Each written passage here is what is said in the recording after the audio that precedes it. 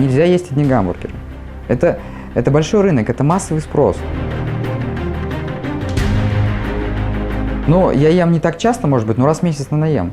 Причем заказываю, как обычный клиент по телефону, то есть там часто просто мои гости удивляются: а ты что, платишь за пиццу, что ли? У нас страна во многом сейчас мигрирует к социализму. Да, я, собственно, входил в партию Эдуарда Лимонова, национал-большевистскую партию, значит, организовал здесь ячейку, значит, вел там агитацию, мы сжигали американский флаг.